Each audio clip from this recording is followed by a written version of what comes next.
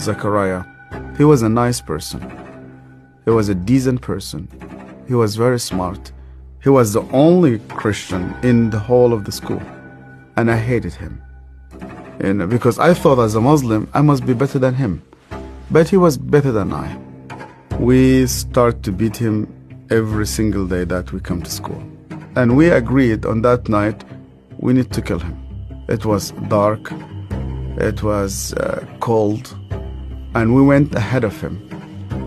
And we were 5 of us. We climbed a tree and we waited there.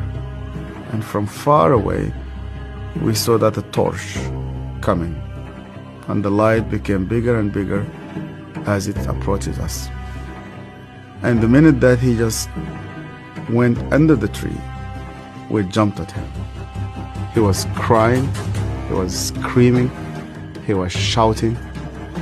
We broke his arm, we broke his leg. He started to bleed. And because he started to scream and begging for help, I put my hand in his mouth so that no noise will come out of it. Similar when you are slaughtering a sheep, it's just shivering, and the others were beating him. I felt very proud. You were actually doing something for Allah. You want to please him. And suddenly, he could no longer breathe, and we could not hear his voice.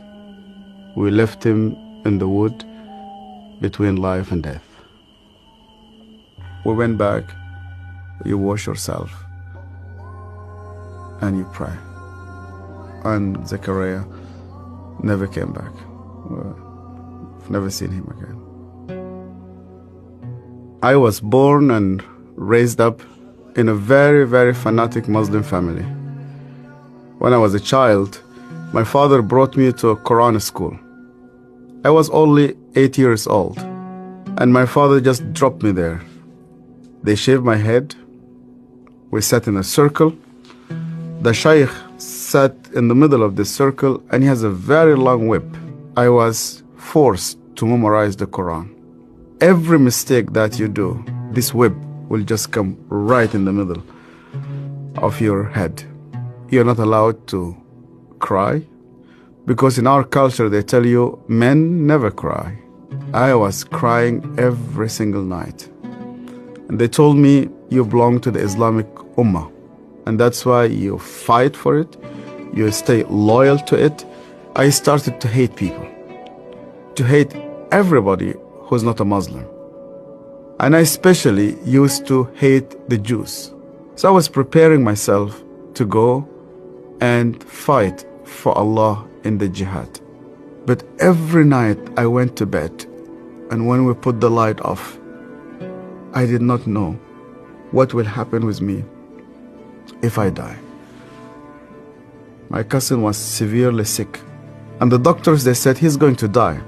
They gave him only a couple of days. And one day came 2 people. They were Coptic Christians, and one of them wanted to greet me, and then I saw he had a cross, and then I pulled my hand back. I said, well, I'm not going to touch a hand with a cross. And then he said to me, we hear that this child is sick. We would like to pray for him. And only out of politeness, I told them, okay. And they started to speak to God like a person that he speaks to his friend. They said, God, please heal this child. The minute that they said Amen, this child opened his eyes for the first time in 4 weeks. He started to move his hands. He started to speak. He sat down in his bed and he started to walk. And one of those 2 persons who prayed sat down with me, and he said to me, you know what? The real miracle is that God wants to change your heart. Do you believe that Yeshua is alive? And I told him, yeah. Because according to the Islamic tradition, God took him to heaven and he's alive and he will come back one day. And he said to me, because he's alive, you can speak to him. That changed my entire life. And when I started to read the scripture, nobody needed to convince me to love the Jewish people.